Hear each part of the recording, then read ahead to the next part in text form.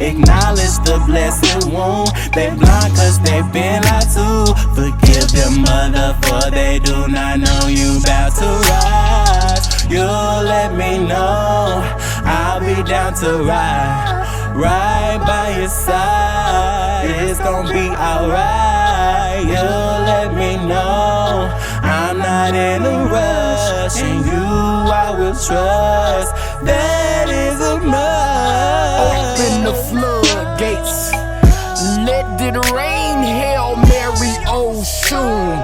We floating on them shrooms, let the Father know that the bride be ready soon. We bout to jump this broom, blessing. Greetings, whole ones and purple beings from all around the world. This is your girl, the Purple Prodigy, Big P, not the little one. And I want to welcome everybody into the introduction of the wonderful world of the Purple Print Podcast. Period. And I am so thankful to Layla and the Deep Spacecraft for providing a healthy, warm space for me to very much pour into this beautiful, wonderful opportunity. For so long, I've been like really deeply interested and fascinated with podcasts. Like, it's such a healing thing for me, just like, and podcasts can come in like many different forms, like through audio and in person. And I want to, me and Purple Oracle have really decided, and this has been like pre-planned for like many months. Like, even it was going on like probably like earlier this May or April. Like, I really felt so, just like I felt called to like wanting to do like a podcast, especially with Purple Oracle. And I just feel like we both Gemini, so we both have a very dual perspective, like a very advanced perspective on a lot of things. And considering the fact that we are like, our birthdays a day apart, and just like, I just feel like we have something very special to really much contribute into this space when it comes to this podcast. And I'm interested. Like, I just like to, because with me, like, I like to talk people's ears off. Like, yes, like, and it's all for like good reasoning. And I love to learn from a lot of people, and very much, it doesn't even matter. Like, people talk about their personal things, talk about what goes on in the world, what they learn. It's just very much, just very beautiful. It's a beautiful thing just to sit back and like get like a, just like take on a journey. And a lot of times I like to imagine everything that is being said. Like, I like people doing podcasts in person, but it is different through audio, where you're not seeing the person. You really much, they painting the perspective, and you have to really much imagine everything, and very much, it helps really much build the imagination and through audio. And I just feel like this is the perfect thing to do. Like, and I did a podcast before, like, I think given 2 years ago with one of my previous Soul Tribe members. And shout out to her, I don't want to say her name, but it was like a little test drive with that one. But it abruptly stopped later on. And I learned so much from doing that previous podcast that it's like to the point I want to do it again in a different headspace, especially like with my community, my siblings, my purple siblings. And it's just like to the point I'm just grateful that I know what I know, and I learned what I learned going in my life and stuff like that, going through things in my life. And I think for an introduction of this podcast, I really want to really much set the tone of really much the things leading up in the next episodes. And I really wanted to start with the topic of my personal experience. I don't want to get too much in depth about it because I'm telling you, child, it's layers upon layers. But what I can do is I can just give you like here and there, little point, little teaser trailers of what I was going through, leading me up to this space and joining Layla and Layla, and also joining the Purple Thought and all of that good stuff. So pretty much, I want to start where because I grew up in Chicago. Yeah, if you know, you know. Very infamous reputation. I know, like murder capital. Yeah, yeah. Great food, great entertainment, all of that. Drill music. So pretty much, I don't want to bash Chicago. I don't want to bash my hometown because I feel like just like any other place, like it has its beautiful moments, it has its traumatic moments. It comes with a lot. Like I'm not gonna be one sided about it. Like I just hold space for just so many things going on at once, and that is basically Chicago. Like Chicago is a hot ass mess. I'm gonna keep it a buck, but I have beautiful memories. And even growing up in Chicago, because I didn't grow up in the city all the way. I was born in the city, and then like my mom divorced my dad, so she took me and my three older brothers to the suburbs, and I later, what I'm saying, I grew up in the suburbs until like when I was around 14. At 15, I moved back to the city because I wasn't see. It's like not even seeing eye to eye, but I just when it comes to relationship between me and my mom at that time, even my stepdad that she married, it was greatly traumatic. Like, that's a whole nother conversation within itself. But it was getting to a motherfucking point. It was my mental health was in jeopardy being in that space. So I really had to move. Thank you to my cousins.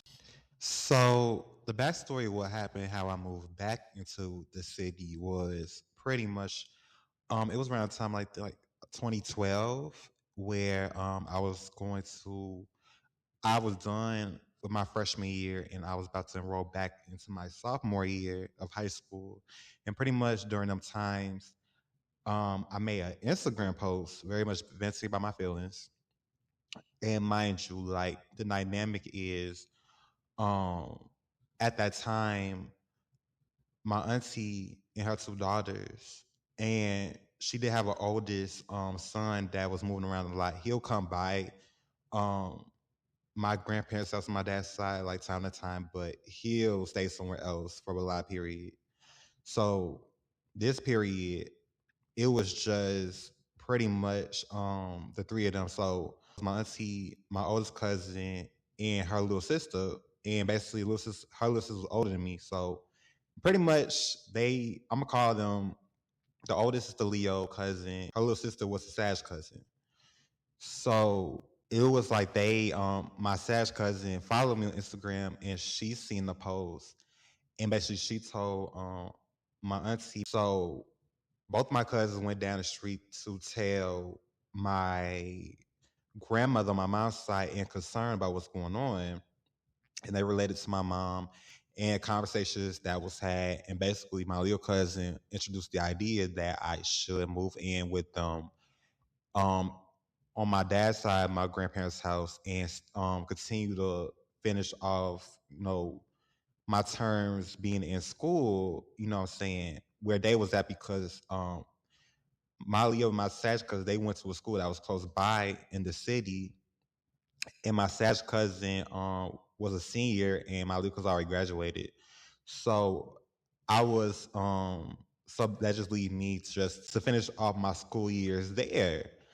And pretty much my mom was at first in disagreement with it, and basically later she gave in and basically put the okay, but it was at a point my auntie had to become my legal guardian for me to really much transfer to that school. pretty much. And basically, that's the story about how I moved from the suburbs and moved back into the city permanently.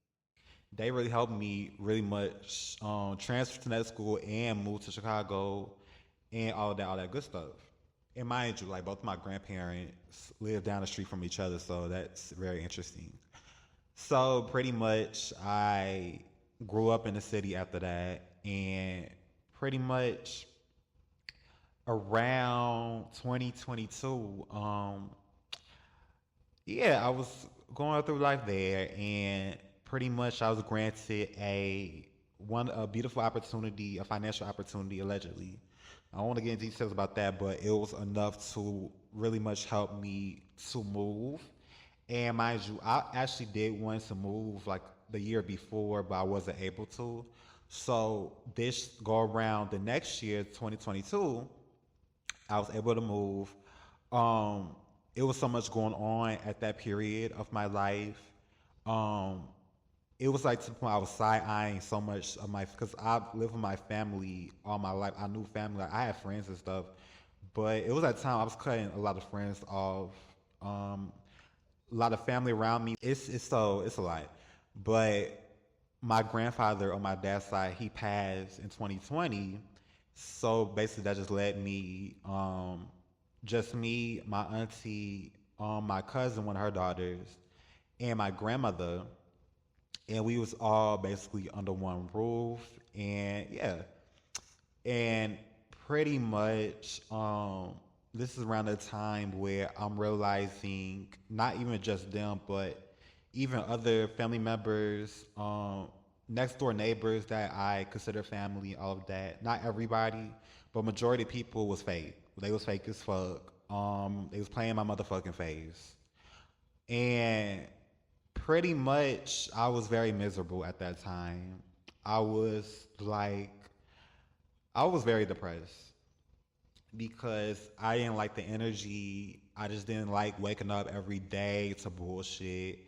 And it's just it's things that I'm not even speaking on that contribute that I don't want to get into, but pretty much you can get it. Um, it was time for me to go. It was time for me to go, and I'm setting boundaries. This amount of time, I cut my mom and my immediate family on my mom's side off. And 2022, my other grandfather on my mom's side just passed around the time when I was cutting because I realized they was playing my face too. Both sides was playing my motherfucking face for the most part. It wasn't all my family, but it was good. Like I said, a good majority of them that I was consistently around. And I had to go. And my dad actually helped me, saying, move all my stuff, my auntie and my I'll just call her she like a family friend, but she is considered family, another one of my aunties. They helped me transfer my stuff to the Greyhound and I moved to Dallas. Like Dallas wasn't my first option. It was actually I don't wanna say which where. But Dallas was another one that kind of like the last decision, and pretty much I found a very affordable, reasonable apartment, and they helped me move to the Greyhound, my stuff, and I just took the bus down there, just with me and my stuff. And by the time I got to my apartment, and mind you, this is my first time being out on my own. I'm at a point where I cut all of my family off. So I want to intervene before I continue, talking your ears off for the rest of this podcast.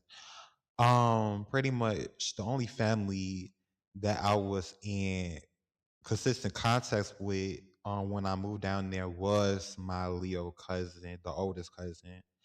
And pretty much I felt like she probably was the only person of the family that I can trust because child, we had the most closest relationship. And mind you, like my Sag cousin um had her own place, her own apartment at that time, all of this.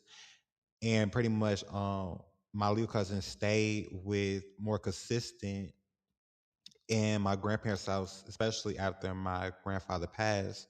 So it was just like my auntie, her, and my grandma and me pretty much under one roof. So, and mind you, I had more um, fun, good times with my Leo cousin. So that really like adds to that. But I am peeping like she can be used as a flying monkey, but I haven't really realized this. Like I still am focusing on the beautiful parts, but not focusing on the reality of what's really giving type shit.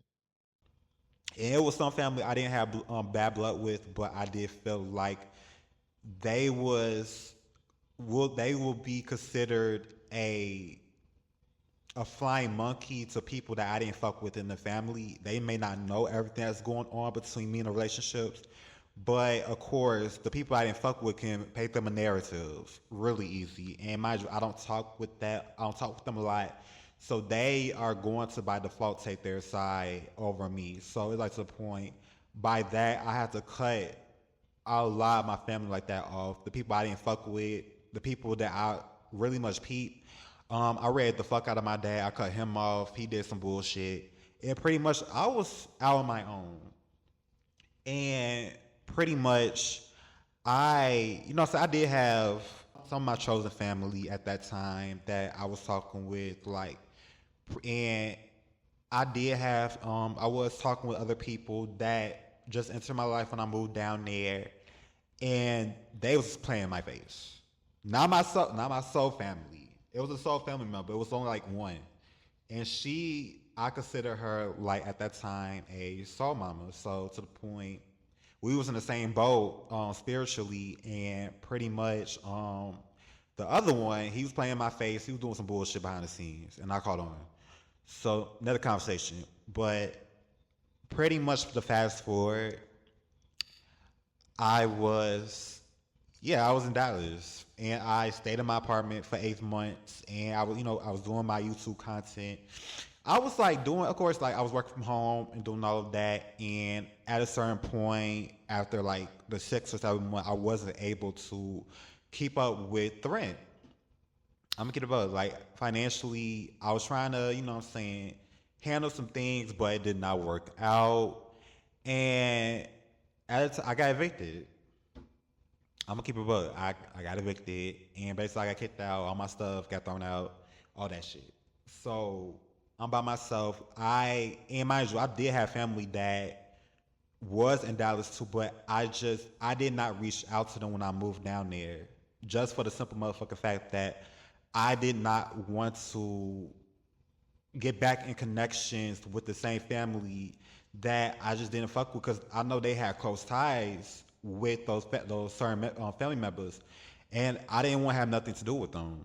Like to the point, I had to really much put my mental health first. So mind you, like, thank you to God Goddess, thank you to my spirit guides, my angels, Orishas, ancestors. Hey, period. That mean well for me. Like, shout out to all of them. Shout out to my high self. Shout out for like really much helping me, like sending people my way to help, assist me during that time.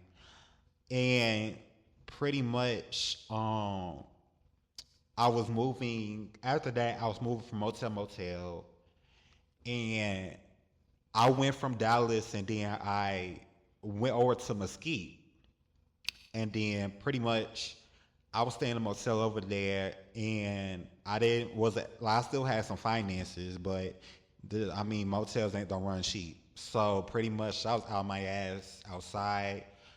I still had stuff. Like I had all of my stuff, and mind you, I had to move. I had like clothes, you name it. Like I had a big ass TV that I had to move, and I moved it in this secret little area, not really secret, but area nobody be around. And it got to a point where all my shit got stolen. Like I left it outside, I left in that spot. I moved around in Mesquite, that little area. It was a lot of fast foods, all of that areas I can go to and chill. And I check on it, and it was one time I checked on it, all the shit was gone, and a lot of personal things like my ID, social, laptop, everything got taken. And mind you, like I just knew how risky it was just leave my stuff outside, and it was in a secure area. Like it was a lot of bush. It was like in this. I put in this area where a lot of bushes was able to cover it really perfectly.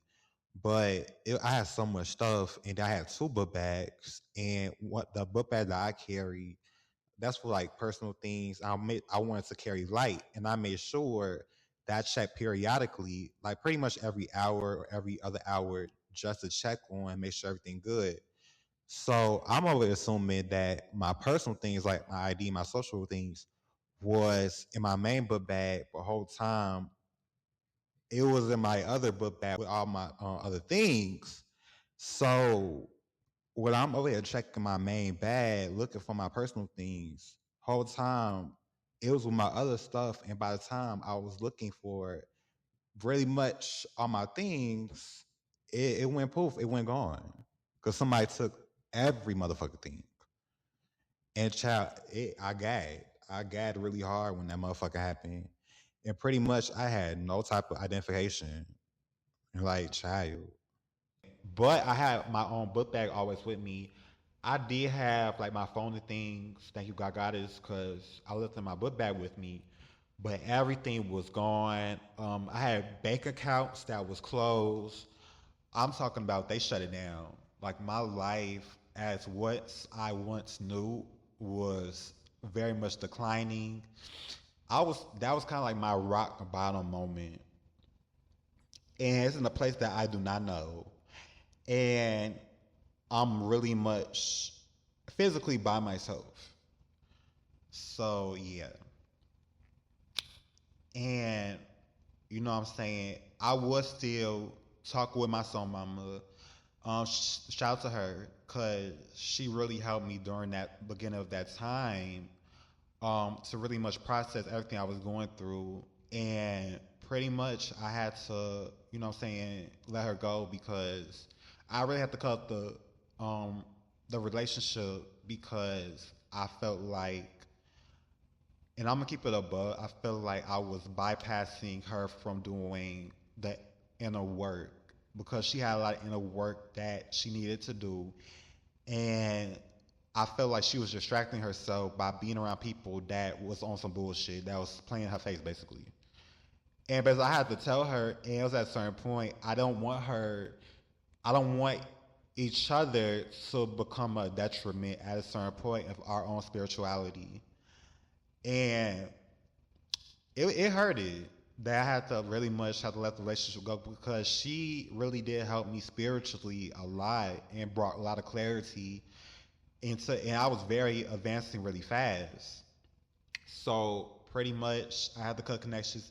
She was the only person that I was in consistent communication with. I was in communication with my cousin, the one that lived with me, but she was playing my face too. And I had to cut her ass off because I don't fuck with my auntie. I don't. I don't fuck with her. So I know she was being used as a flying monkey just to surfer information. I eventually caught on to this shit. And I cut her ass off. So basically, I did not talk with nobody like on the phone or nothing. Like I did have my Instagram, but I realized the people that was following me, that was watching my stories, all of that shit, that seemed like they was supporting me was really playing my face too. They was monitoring spirits. So it was like to the point, all of this shit, and mind you, like it's so much that contributes to this shit, but pretty much to let you know, I had to cut all that shit off. I had to like start like clean slate.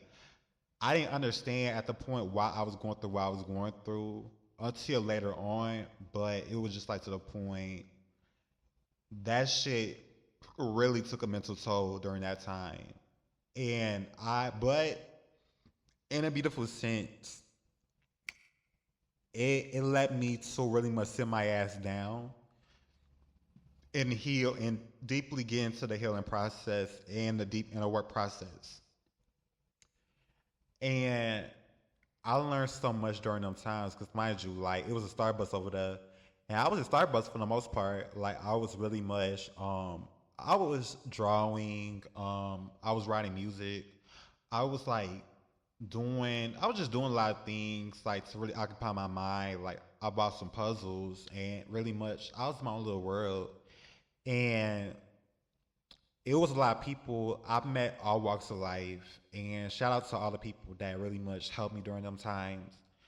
And I was having a lot of conversations with people that was from there, but I wasn't from there. And a lot of people was like, it was beautiful conversations. I ain't gonna lie. Like, I'm the type, like, I'm a social butterfly, but I am also an introvert. So I'm having conversations with everybody. I'm learning from everybody. I'm learning. But at a certain motherfucking point, I started getting annoyed because with me, I advance really fast mentally. Like I outgrow a lot of places really fast. And it's something that was very irritating. I'm not gonna lie, it was very irritating because it's like once I know I'm outgrowing, that means to the point where I feel lonely. Like I feel very much alone. And being alone, because I've been alone my whole entire life, so this is not my first time around the rodeo, but I'm out on my motherfucking own. So it would just be like to me very just dope to have somebody that get it. But unfortunately, people around me, the environment, they were surface based. They were surface minded, and I learned so much. And I tried to relay the information to them, but it just go one ear out the other. And that was 90% of the people I was like conversation at that point, to the point I felt like I was repeating myself through like to different people. And I get it, but it's like to the point people kind of confused me as a therapist and was talking my ears off with their problems, all of that. And that was very frustrating because I'm handling what I'm going through. And they may not know everything. They may know certain, like, of course, like, a lot of people can tell, especially I had a lot of stuff that I was homeless, but it's like to the point, respectfully, I don't want to deal with your baggage. And respectfully, I don't want to hear, like, I'm not the type, like, I don't want to come off as a burden. I don't want to put my problems to other people. I feel like that's why therapy exists. Like, so you can really much pay people to help you. And these people trying to use me as a therapist and don't even pay me. So I'm like, oh no, absolutely fuck not. So I had to really much learn how to enforce healthy boundaries because I never knew what the fuck boundaries was until like around that time. Because child, I never been in a, it's like to the point I never mentally understood that she was able to have space or protect that space because I never really had space like that. Like, I grew up being around people. It was people like my family members, some of them that used to, you know what I'm saying, overstep their boundaries and like constantly felt entitled to my space. And I couldn't put a word on it. It was irritating, but I didn't know that I can very much enforce healthy boundaries because nobody has ever taught me that. So I'm learning boundaries. I'm learning that I have to really much protect my peace and my mental health, especially during these turbulent ass motherfucking times. But people have really helped me out, you know what I'm saying, checked in on me and really much made sure that I was okay. I'm grateful for that. And pretty much overall, being homeless has been like an eye-opening experience. It's not for the weak or the faint. It's not for none of that shit. Like, I'm just very grateful that I overcame so much of that period in my life.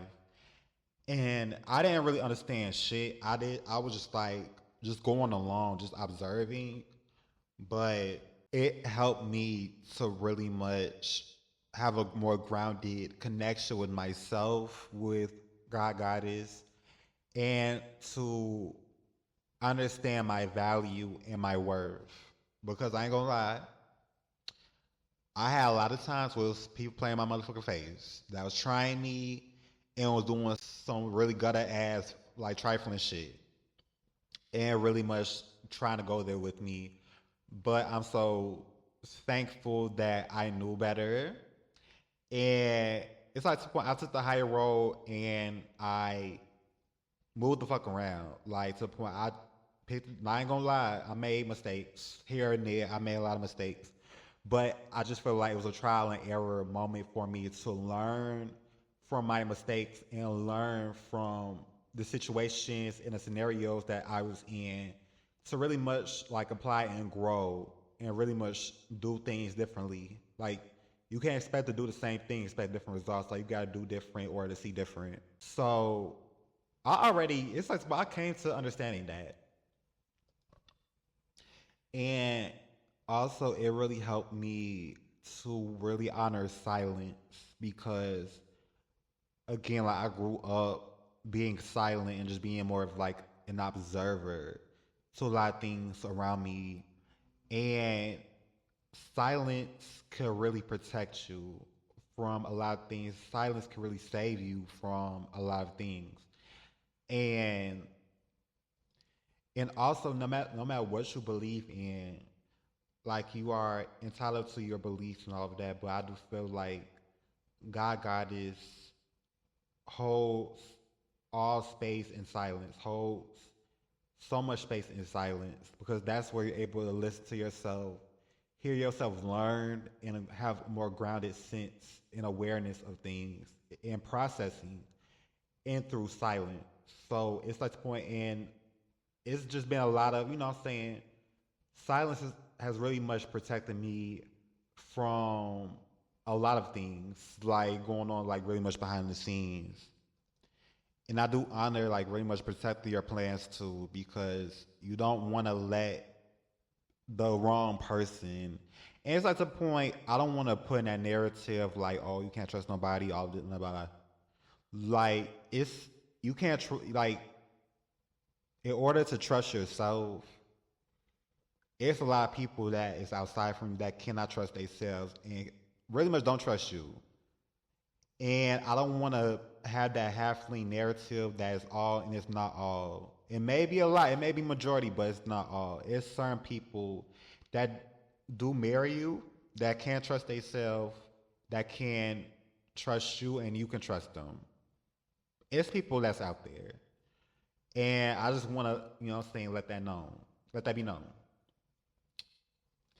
I learned that it is people that wants to see the best version of you that do unconditional love and support you. And I've seen a lot of examples of that. I'm very happy that I was able to receive that type of understanding because a lot of people, it's like stuck on that. It's like have a consciousness of doom and always expect the worst out of things. And I am very grateful that I have a natural sense of alchemy to the point I'm able to learn that not everybody's out to get me. That is people that truly divinely care about me.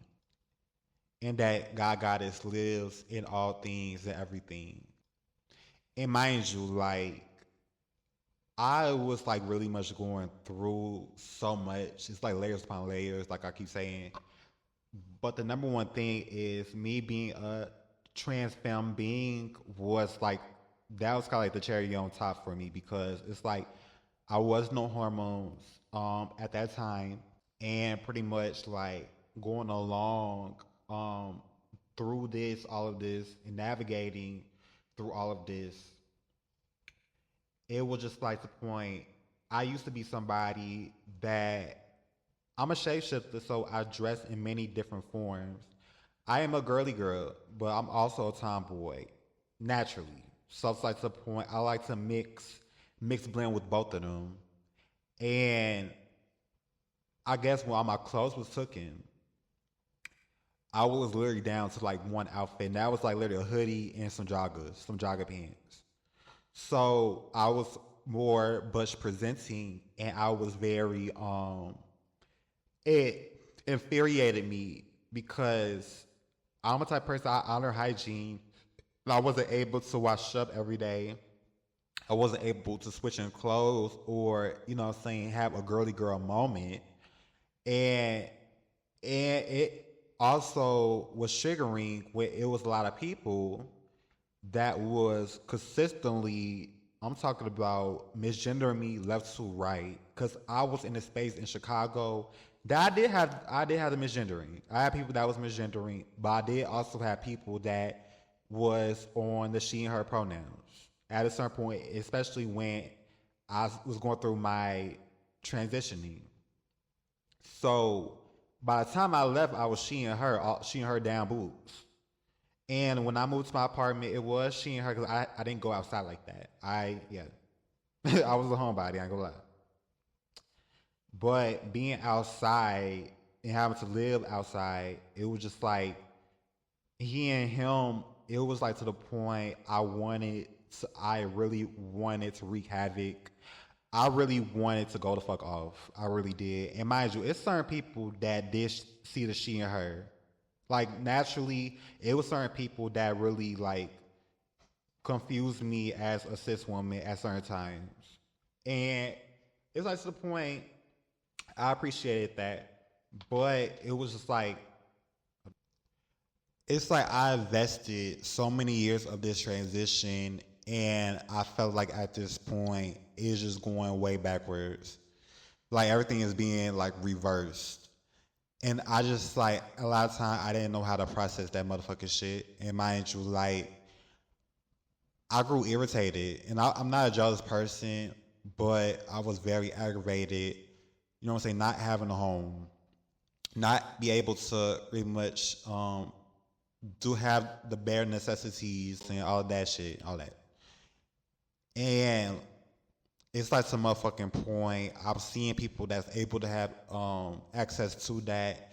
It helps me to learn to, you know, saying be appreciative of everything, no matter what it to be appreciative, even to the things of walking and breathing and talking off that. Because a lot of times people take advantage of that shit and don't even realize how good they have until when they lose it. So I just want to always honor that. Put my period in another motherfucking thing. I'm learning so much that I couldn't really speak out, but it was something very important during them times of being homeless that I had to work on that I wasn't able to really fully understand. Because I ain't gonna lie, I had a half of a mindset at that time. No shit, I'm gonna keep it transparent. I was a halfling. I was going more on some halfling shit. So I'm trying to have this goal of coming back to my, you know what I'm saying, my fam girl, all of this, but it's like to the point, my transition and everything should not and will not have to really much be just about clothing. Because it's not even just about that. It's not even close to being about that. It was some spiritual root work internally that I had to work on. And it's not just with my femininity, it's also with my masculinity and very much the past version of my masculine self before I transitioned. And that part, I want to call it the survival masculine that did not have a safe space. So it's just so interesting and ironic that all of this is going on, that I don't have access to many things at this motherfucking point. And now I'm back in butch presentation mode. Like, I'm talking about full butch. But I did, you know what I'm saying, I did take care of myself. I did pluck my facial hairs and all that motherfucking shit. So it was like not too much. But it was like to the point, it was a moment that I had to reconnect back to my masculine self. I had to really much sit down and allow him to heal, allow him to like really much grieve everything that he has previously been through, that he wasn't able to process, that he had to really much move along. And I feel like at that time I was running away from that part of myself, and not intentionally, but it was like something, I had so much things going on. As a Gemini, it's so much that be going on, y'all, that another person cannot really process. I'm gonna keep it, but it's just so much going on. So certain things are going to be left out, and that part was very much left out. And this is all when I was in Mesquite. I eventually moved back to Dallas because it was that time. I was there for a year. All of this I've been through. Yeah. So I went back to Dallas, around the area, you know what I'm saying, that I was very familiar with. And mind you, it was a library over there, and it's certain people that I met, you know what I'm saying, before I moved to Mesquite that I was familiar with. And still, I was sleeping outside, still, like, but it's like every day I was going to the library. Like, I was reading books, I was in my own little world, this, that, and the third, and the fourth. And this is around 2020. I think, yeah, this is around 2024, like late 2024, when I officially came back, and pretty much I just at a point at this time where I just stopped talking with people. I just felt like the conversations, the misgendering was it for me. Like, I'm just like, yeah, I'm not, I can only hear so much, because I get it, because, you know, people of Texas, one thing in Chicago, people catch on in Chicago. But Texas, people are very slow in Texas, very slow, very meat-headed. So, to my fucking point, it was a lot of meat-headed activity and conversations. Jesus, he and him, Lord Savior, is going on that I wasn't fucking with. And mind you, there's no shade to whoever believes in that, but it's like to the point, I wasn't fucking with it. I wasn't even fucking, it does not resonate for me, because that goes hand in hand with the fact that God is, whatever you believe in, that's you. But in my taking this, that God is a part of you. Your mother, like you are your mother and your father, you are your grandmothers and grandfathers. You are whole. And I learned that, but I did not deeply understand it because I wasn't around people that did not get that much. I got it. Like, it's like, I got it. I couldn't put it in wording. I couldn't really express it because I'm dealing with half-minded binary people that only want to see the man. They never want to acknowledge the woman. They never want to acknowledge the mother. They always want to acknowledge the motherfucking dick. And it's like some motherfucking point, we are not fleshly beings. We are spiritual beings having a human experience, period. And I'm still at a motherfucking point, like, I'm deep in my feminine energy, deep in my feminine bag. And it's so triggering when these motherfuckers be misgendering and doing that Jesus shit. It's like some motherfucking point. It was come up like erasing the mother, erasing the feminine energy, and I was not having that motherfucking shit. That was the reason why that I stopped talking with a lot of motherfuckers. That was slowly the reason why, and I was keeping my distance from a lot of motherfucking people. Even when I expressed my views, it was to the point I feel like I had to get into an argument that I have to have a cringy, uncomfortable conversation just so, child, we could come to a common understanding, because I'm dealing with surface-minded motherfucking people. And mind you, like, even being in these spaces, there was no community. I don't really fuck, like, Dallas is a very beautiful place, beautiful scenery, great gowns, beautiful gowns. But there's no community in Texas. Texas do not fuck with the girls. Texas do not fuck with none of the LGBT, so it was just very weird to see a lot of people of my siblings in my community come here and praising Texas and just like coming this bitch so confidently, like, this place don't fuck, this place no resonation for none of us. And I'm in spaces sometimes with, you know, say my siblings, no matter if they was trans or gay or lesbian, whatever. And these motherfuckers are out of touch with reality. They act like they shit do not stink, and they feel like they can wave their nose up in the air. It was just like they have a dildo stuck deep in their ass. And it's like to the point, very unfriendly, very motherfucker. And mind you, it was some siblings that was really cool. Some, a little bit. I can only name two, to be honest. I'm gonna keep it a buck. But the rest was trash. The rest was motherfucker trash. It was actually more straight people that really helped me out during the motherfucking times more than my own siblings. It's no fucking community there. It's bullshit. So I'm just like, I'm of a question like, why did I come here? Like, it's like to the point, I really, I heard about Dallas a lot, and I heard about this pipeline of a lot of beings from Chicago coming from Chicago to Dallas, and that wasn't my reasoning. I felt I had a different resonation with, and mind you, the only reason I came to Dallas because it was about a family that lived down here. So point, it's a more familiar place I can move to just in case. But since I cut all my family off, and I don't want to come off as reaching out of nowhere just to seek, you know what I'm saying, help, you know what I'm saying? I don't want to come off as that, if you know what I mean. So that's the reason why, and my pride was too high. So that's the reason why some of my family that lived down there, I didn't reach out to. And I didn't have no bad blood. It was just, that was a simple motherfucking fact.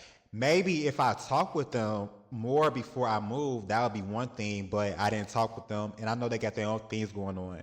So that's the reason why I'm like, I stay more to myself.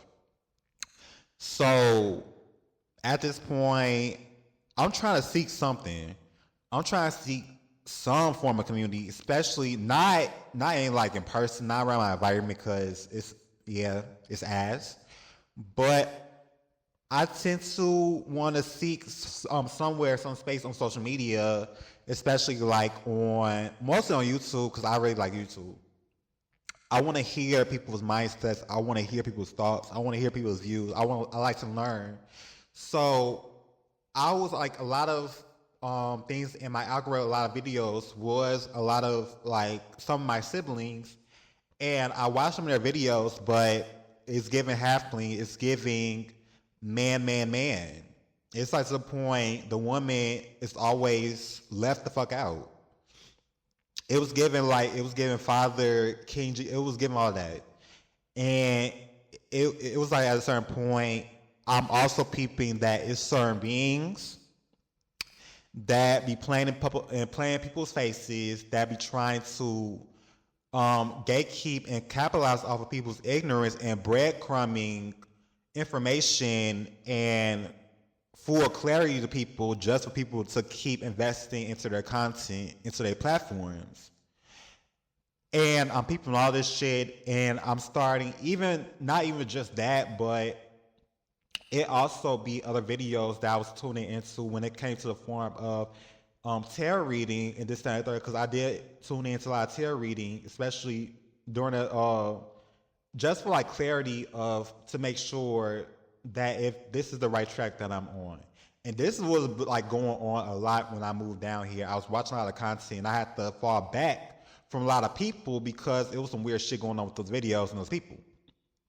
So I'm really much at a point I was about to like really cut off from YouTube and Instagram. I don't talk with nobody on the thing anyway. So at a point I was about to go solo dolo at this motherfucking point.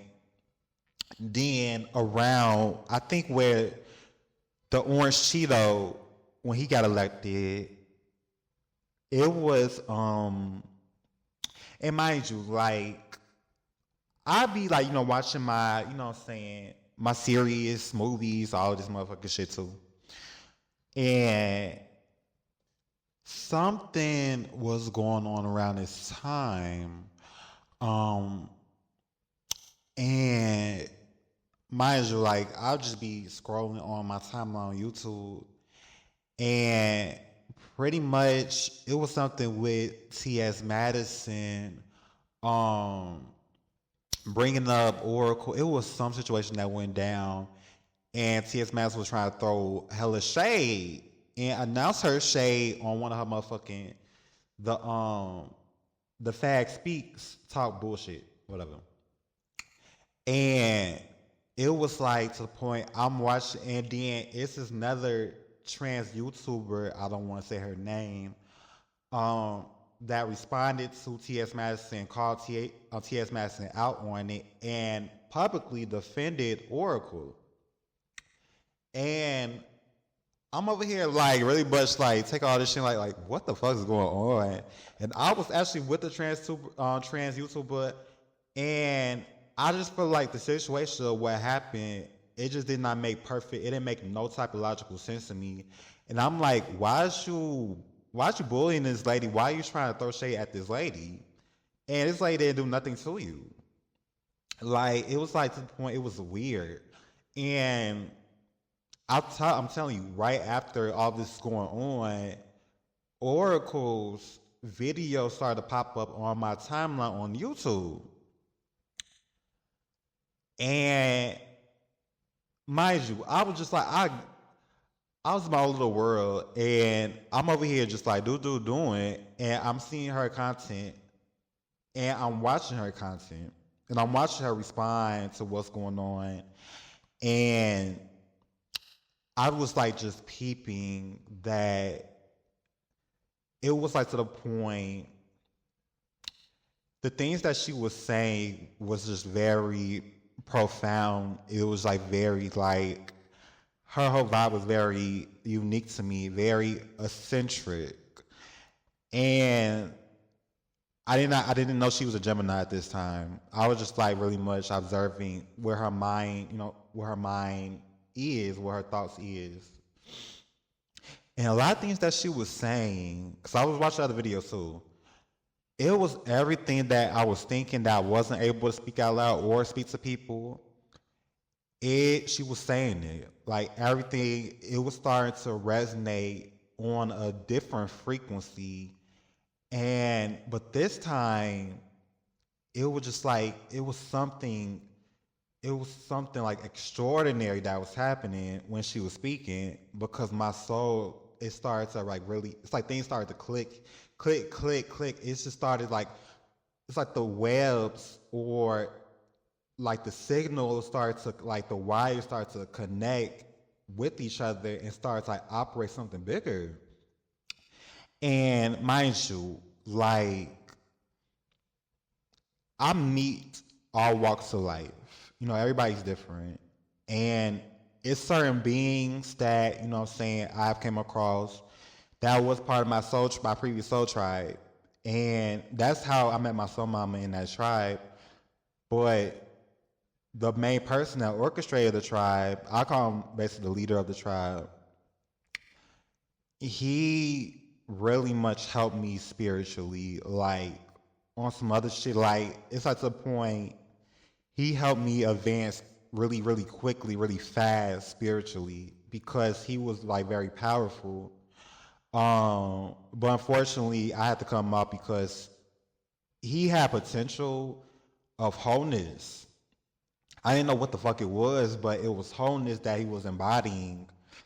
But it was the wrong people that was in the tribe that was like fulfilling his ego. I'm talking about doing some shit behind the scenes that made him revert back to a halfling and try to orchestrate a cult.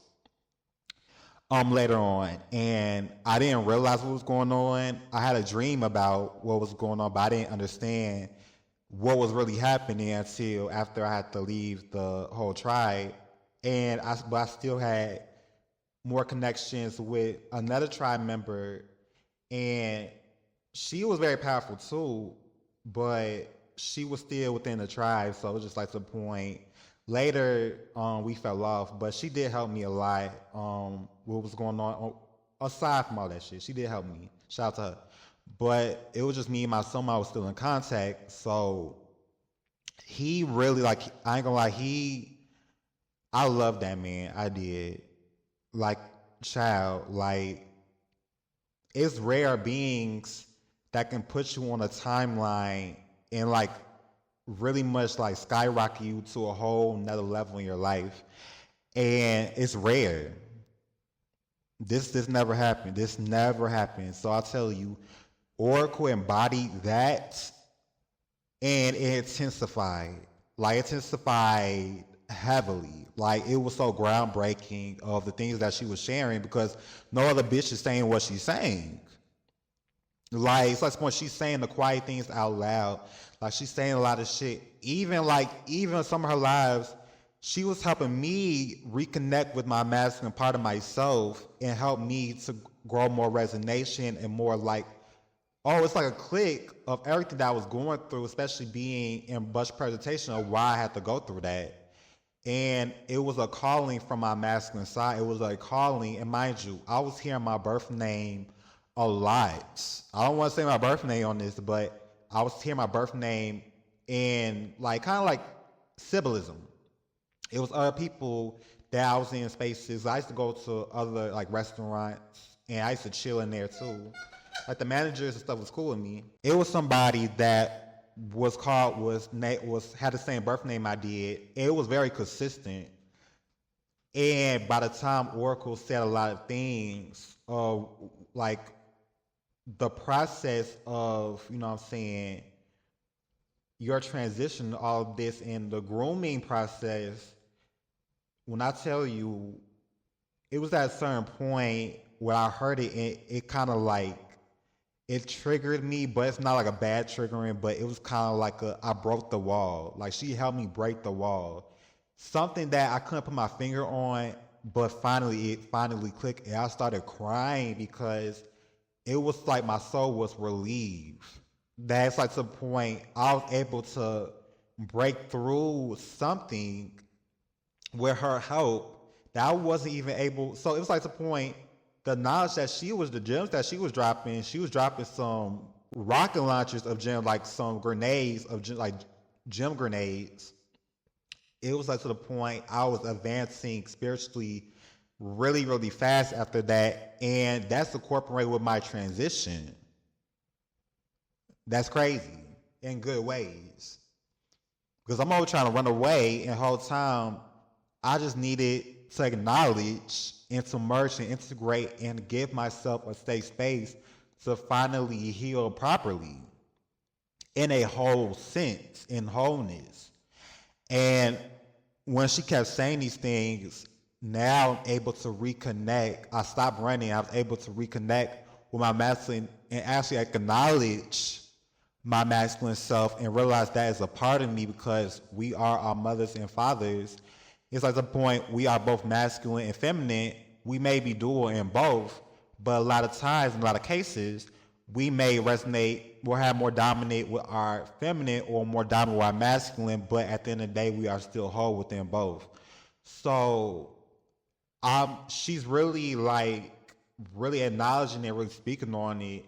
And it's like the point I was more intrigued, to the point I engaged more with her lives, and I engaged more with her content, and because everything started to resonate more than ever resonated ever. Because it's like the point people just be, motherfuckers be talking whoopily hoopla on the fucking social media. They be performing, doing all this, but child, tap dance, all this shit. And to have somebody that's not gatekeeping clarity, somebody that's not playing people's faces, but really much helping the souls and spirits to break the shackles and get out of the jail cells and finally live in full autonomy and sovereignty, that's very rare. And I'm hearing parts of her story, and I'm like, to the point, she's not any ordinary person. Like, she is somebody that is very sacred, that is very special. And I was just like, I was thinking when I was seeing her, I'm like, she looks very familiar. Like, I know her soul is familiar to me the more that, you know what I'm saying, I'm watching her content and learning more about her and everything that she has gone through. But I'm just like, she looks very familiar. And I couldn't put my finger on what it was, but it finally, at a certain point, finally clicked. I'm like, oh, I seen her years ago. And mind you, like, this around the time, I'm in a different headspace. I was watching a lot of trans content at this time. It was a Tea Time Network YouTube channel that hosts panels of trans women on it. And it was one panel that it was all these beautiful trans women, and Oracle was one of the girls, and it was another girl I recognized. It was Sade. I like Sade. But it was these other women as well, and they were talking about possibility, politics, and very much all that good stuff and more, and how they show up into the world. And I remember, and I just like, it clicked because I went back to the video. I'm like, oh, that's Oracle. And mind you, at this motherfucker time, I'm like, oh my gosh, at that time, when I was watching it, it was funny because I'm like, this is a very beautiful woman. but her energy was very vibrant. It's like a vibe, like a party, like a celebration. And I was just saying, I'm like, she had some curly, beautiful hair. I remember what stood out to me is the fact that she did say that she did have a sex change. And I'm like, okay. And everybody was speaking their piece in it and was allowing other girls to like really much speak when it came to certain things. So by the time, fast forward, when I'm watching her content, I'm like, oh, what a full circle moment. And mind you, like, it's other beautiful women that was the moderators of her lives that basically became more of our tribe later on. But it was certain points where Oracle, it's like Oracle Lives was like a communion for the girls. Like, it was like one of the spaces for the girls. And pretty much we was creating things within the space of Laylim Layler. So we was coming up with, you know what I'm saying, new words, and we was coming up with so many things.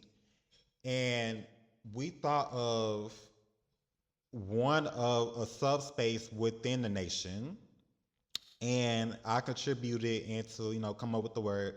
We decided that we wanted to build or create a school-like space for people to learn more deep about wholeness and Laylim Layler and the whole entire space. And I came up with the thought, like, how ironic. I came up with the Purple School of Thought.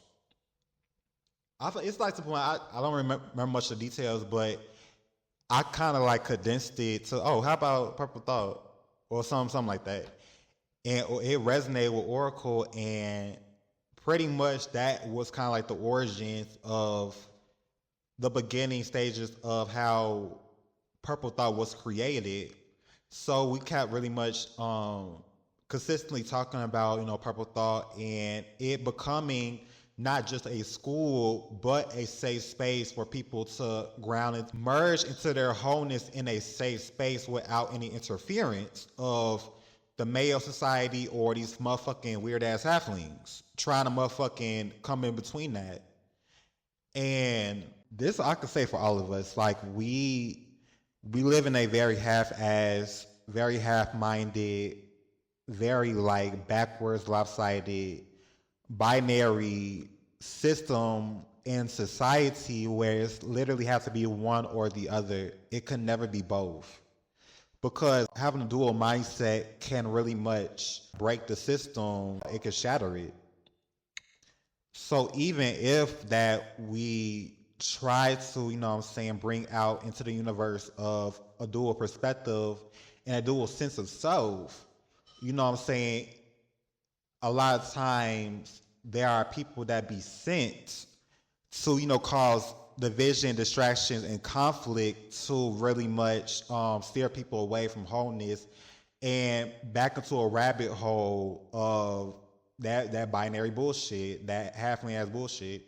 So, and people be coming to lives trying to cast that Jesus bullshit spells, that dumb religious psychosis spells to trigger motherfucking people. And it was like to the point we needed a protection of this space because this is a sacred, Laylim Layler is a very sacred sanctuary. It's a space that needs to be protected at all costs away from these beings.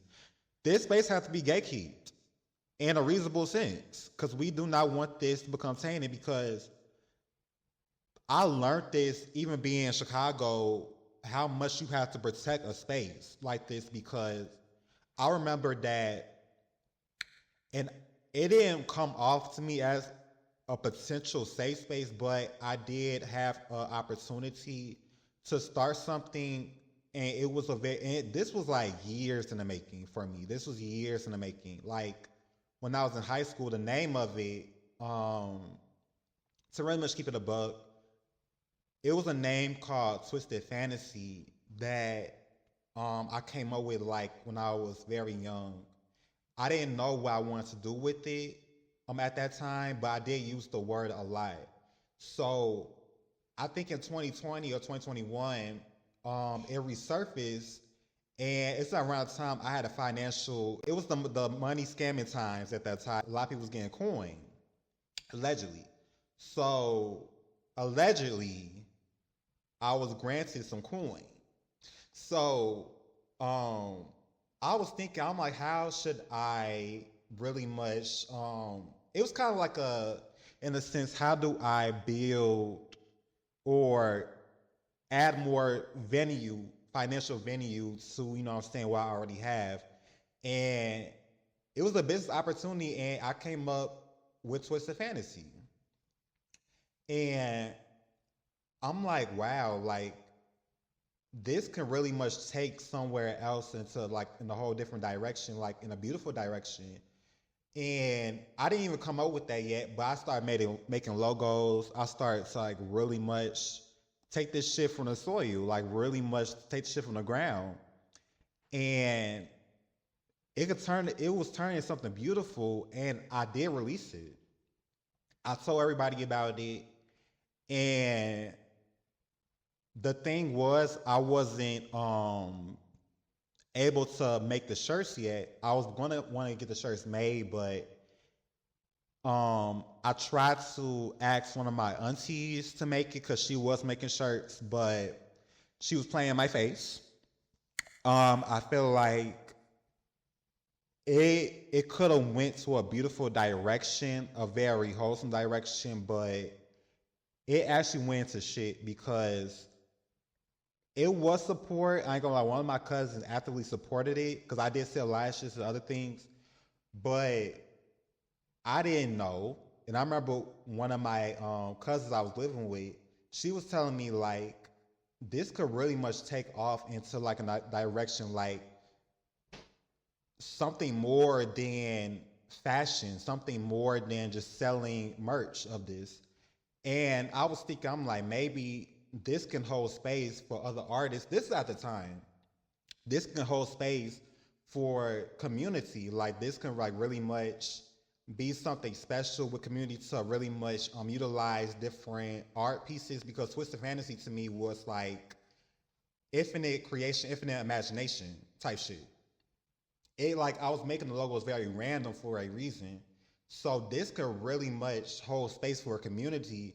And I feel like this shit got ruined because I was around motherfuckers that it be times, it be people that seem like they in support of you. And a lot of times it be your blood family. And sometimes they may support it for their own benefit, but not much support. They don't want it to get too big, but they want to make sure that they have their hand in it. They want to make sure their names be told. So, child, when the benefits, if the benefits come, they want to put their hands. They want to feel entitled to that shit. Or it's some other beings that don't want the shit to happen at all because they are intimidated.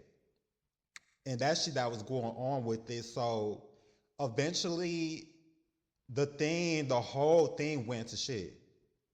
And I wanted to revamp it when I was in Dallas, but I wasn't even able to. And that's where the time I became homeless. So the whole thing, it pisses me off. Like it really pisses me off because it could have really took in another direction and it got ruined being in the wrong area, in the wrong environment, around the wrong people that was preying on it. I think starting a business like this has really opened my eyes to really much show who is really in my corner, who's not. And it was very revealing, especially promoting, because it started off as a business to me. Um, and I was on Facebook at the time, and mind you, I followed so many people that was from the alternative community, the LGBT community, like very much beings that embody, individuality, this, that, and the third. And you know what I'm saying? I see everybody supporting everybody else, you know what I'm saying? I know like it's rare to come across a trans being to do something like this. This is something that is very new. But I just really much assume that whoever it was like subscribing to my content that's, friends with me on Facebook.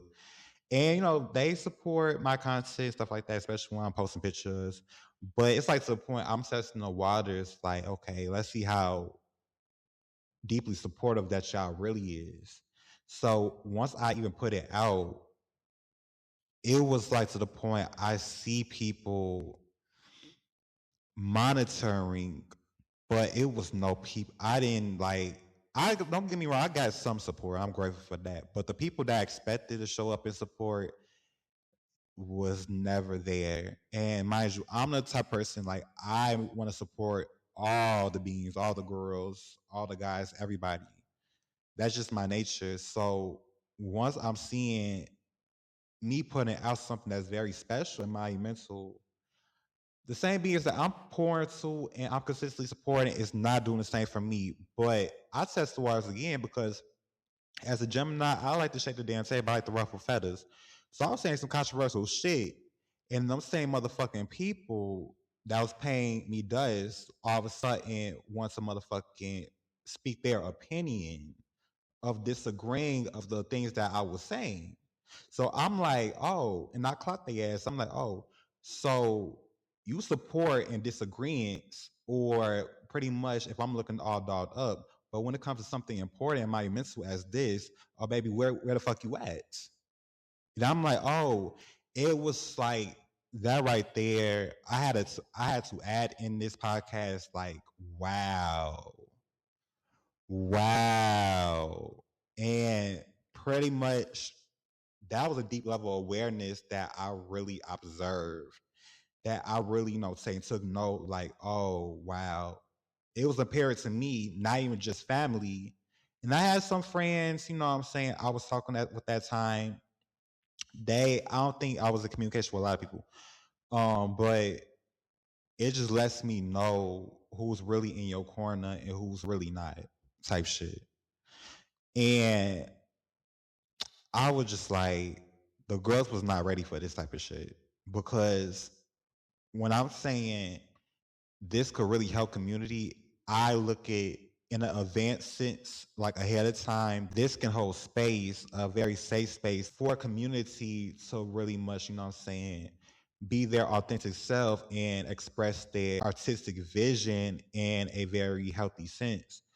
And I was just like, I haven't really thought this motherfucker deep while I was going through this, but it was just like that part of me, it really, as what it hurted me. Um, Once you start to like really realize the people that seemed like they were supporting you at that time was literally monitoring spirits that were just observing your life to see how far you go. And pretty motherfucking much, that's when I realized the people on Facebook was not my people. And mind you, it was one of my cousins that supported a lot of. It was like one cousin, and I was like putting out lashes, glasses, and necklaces as a start. And she supported my lash line like consistently. So I shout out to her. And she's not the cousin I was living with, but she's one of my next door neighbors that I consider family. And so it was just like to the motherfucker point, oh, I got it type shit. Pretty much, just to add this, I don't expect, or I feel like, they don't owe me anything when it comes to like support like this. But I just feel like it's very deeply disappointing that at least I don't really like expect you to like very much purchase anything, but at least, say acknowledge and share the post at least. But it's like to the point just to not acknowledge nothing at all and cherry pick, like that shit is wild to me. And for this to really help evolve community and them to like really much, pull these stunts or pull these routes, like it was a side eye just to put that out there. But I'm healing from it. It's like it's okay. It's okay. Like it's a learning lesson type shit. And that's where I was just like, oh, never again. Like that kind of made me it hurted me. It really hurted me. That I invested something that was years in the making, and it become ruined like that. So I tend to be strategic of the things that I say and the projects that I want to put out. And especially like this space, like I don't want this to be accessible to everybody that's not doing the inner work. So when I tell you a space like Purple Thought to me, I feel like it's another reincarnated space that needs to be protected. I don't play about this type of shit because I don't be in spaces like this where it's a safe space or it's a space that I'm not having my vulnerability weaponized or preyed on or manipulated or gaslit. Like I'm finally in a space where I'm finally, and it's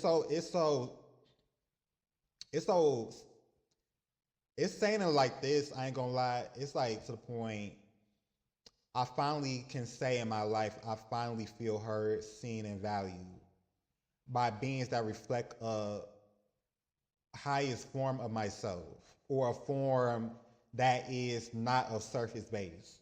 So I was really much like deep into investing in space and watching this space grow and expand. And Oracle, you know what I'm saying, I felt like she needs to be protected at all costs. And anything that she contributed to creation of need to be protected. So I'm very fierce about my protection when it comes to this shit because I already learned being in Chicago of how this shit can go. So eventually, thank you to a beautiful sibling. I'm grateful for her. She did invest in creating a Zoom chat space where that we can hold Purple Thought. And shout out to her. I don't want to say her name. I don't want to say people's names. I don't know if they're comfortable with me putting them out on Jump Street. But she really much helped the space expand.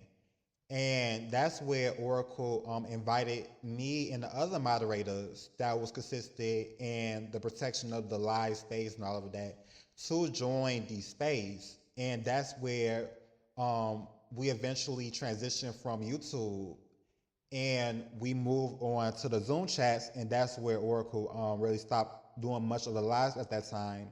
And we made a old dedication that we were going to go on every Sunday and really much unpack. Really much wherever that we need to stay, whatever. It's like to the point the floor is ours, like the microphone is ours. So it's like it's our space and need to be protected. I don't want to give in detail because I do honor the space sacredness. So a lot of conversations I'm going to leave out. But overall, it was a learning experience with me and the other my beautiful siblings. It was like Oracle, me, it was like 5 of us in this one space. Mind you, we be in the spaces of YouTube in the comment section, so to see them in person, that's more different. It is different because you're more intimate.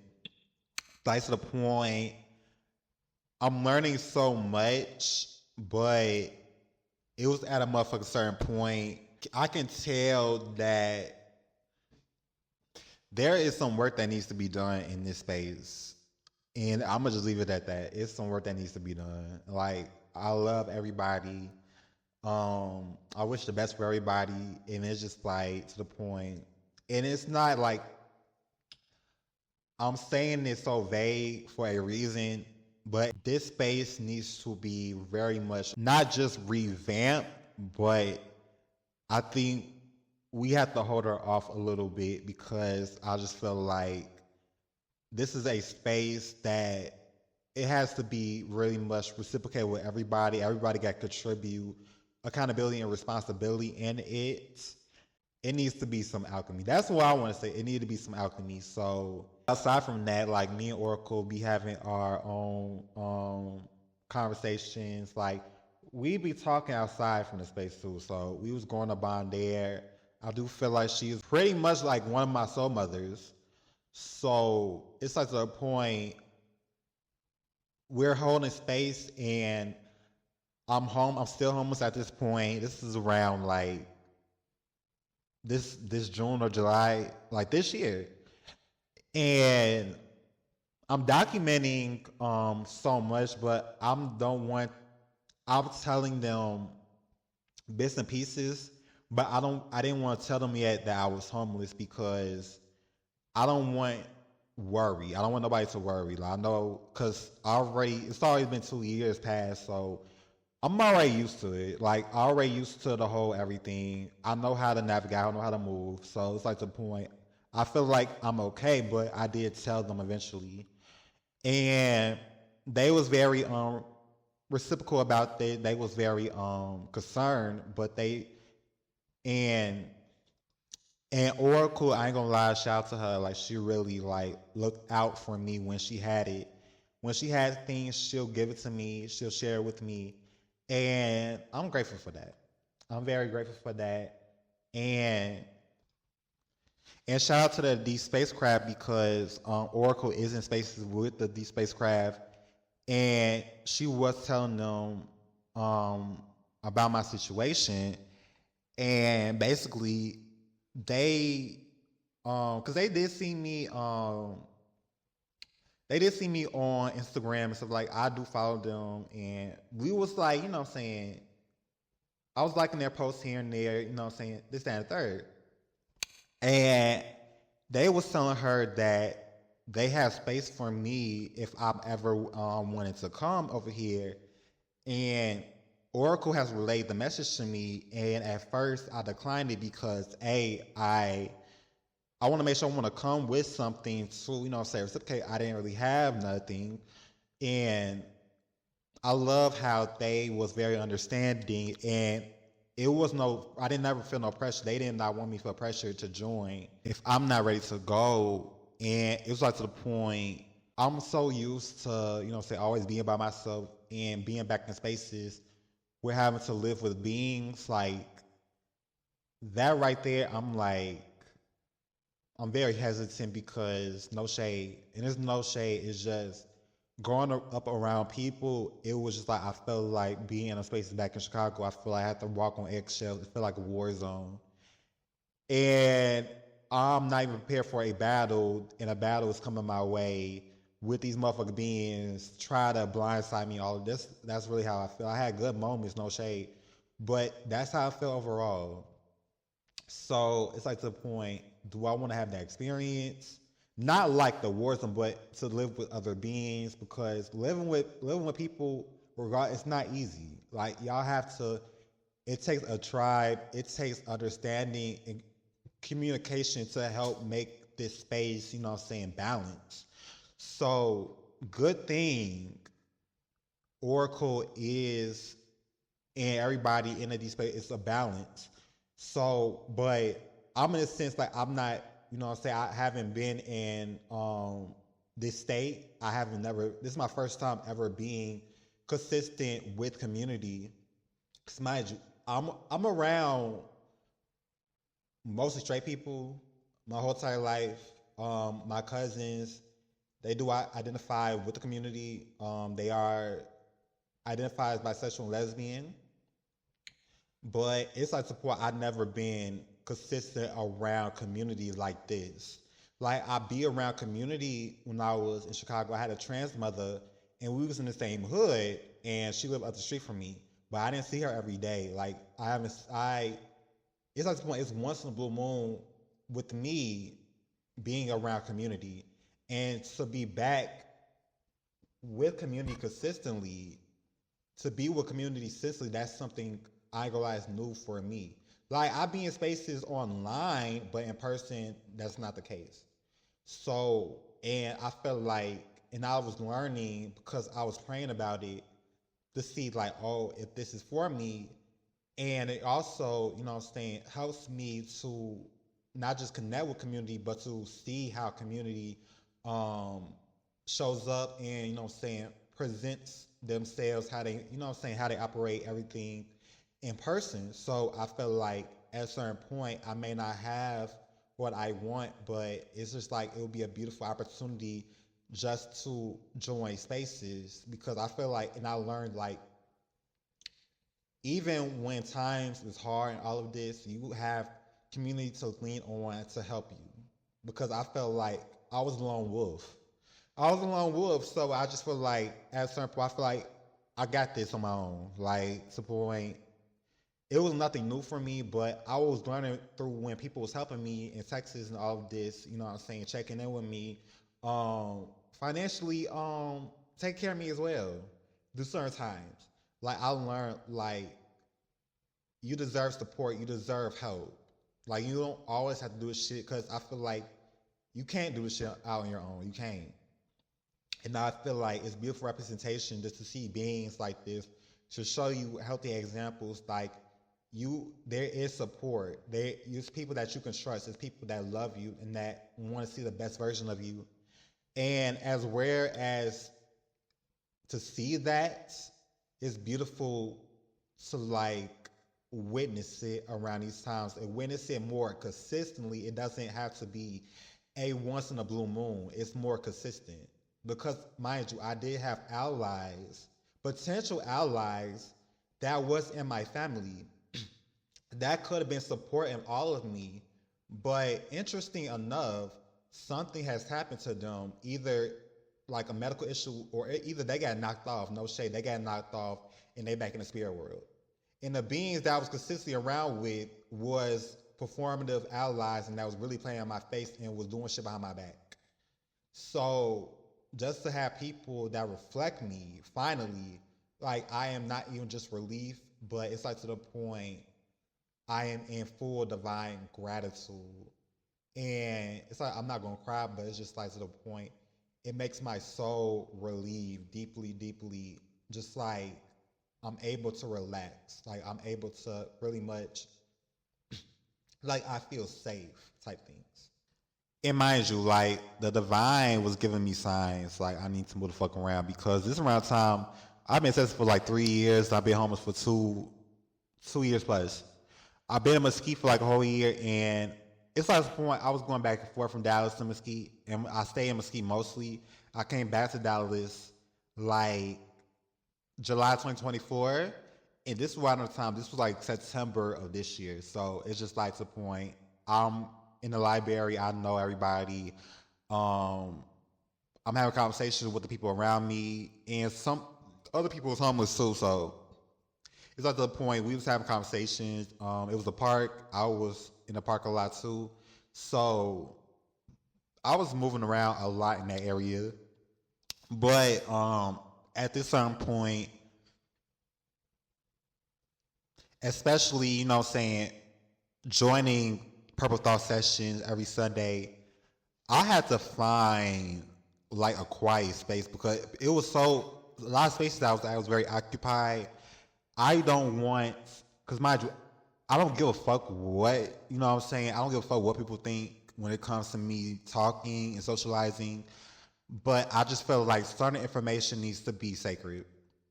I don't want information going in the wrong ears. I don't want, you know what I'm saying?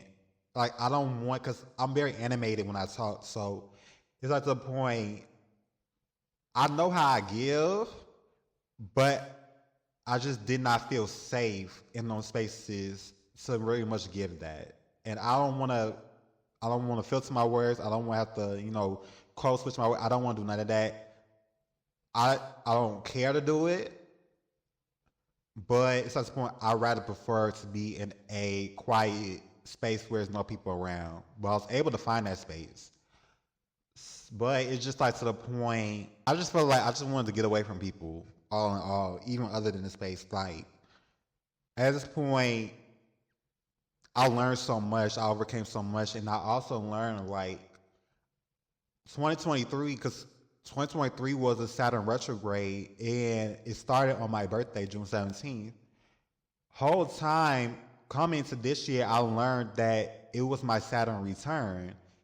If you don't know what Saturn return is, I advise you to like do your research, but pretty much when you're born, that's your first Saturn return. That's where your Saturn in your chart returns. And it's like to the point, I think every 20 or 30, it's like every time before you hit a certain age, before, I think the start of age of 30, that's where your life goes to shambles. And it's basically helping you to realign and rebuild to your divine alignment of your journey. That basically is a unique path that's not a traditional sense, but a unique sense. And that's what happened. The reason why I was homeless, everything, because I was going through all that. Because I seen signs that I was in my state to return this shit. And when I tell you that clicked, so it was like everything was being torn down to be rebuilt, and I'm able to be help rebuild my life with the help of community. And it's like to the point, it's so sensational just to come with clarity with that, because for the life of me, I felt like I was running like a headless chicken at a certain point. And I was just going with the flow, but now I learned all of this. So now I finally learned the signs that I need to go. You know, people was trying to with me. People were trying to test me to go out. People was trying to test me. And at a certain point, I pick and choose my battles, because I don't want nobody to feel like they have control over my emotions or the way that I speak.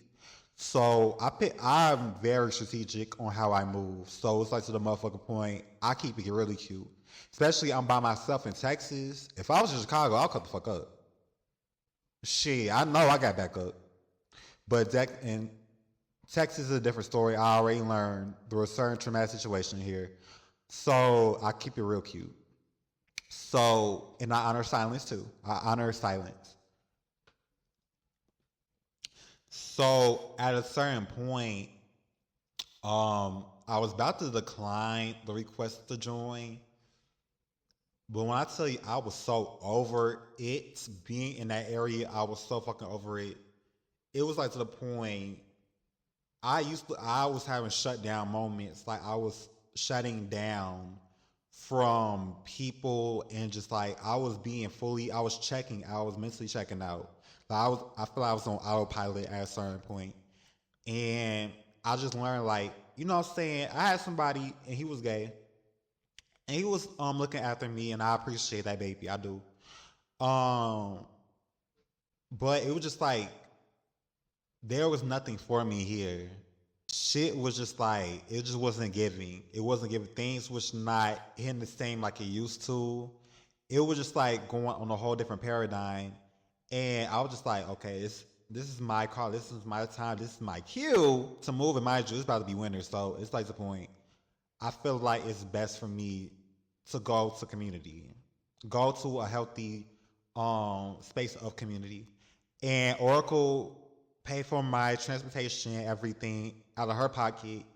And now I'm here. And basically, I'm so grateful that I listened to myself. I listened to the signs, because there was other signs going on around the environment that lets me know, like, okay, it's time for me to go. Like I'm outgrowing. I outgrew the space, but I'm really outgrowing. It's being more apparent. So now I'm in a more healthy space. I'm healing. I'm healing every fucking day. And it's like to a point, I feel more grounded in my wholeness. I feel more connected with myself, and I feel more connected with community. And I don't regret nothing.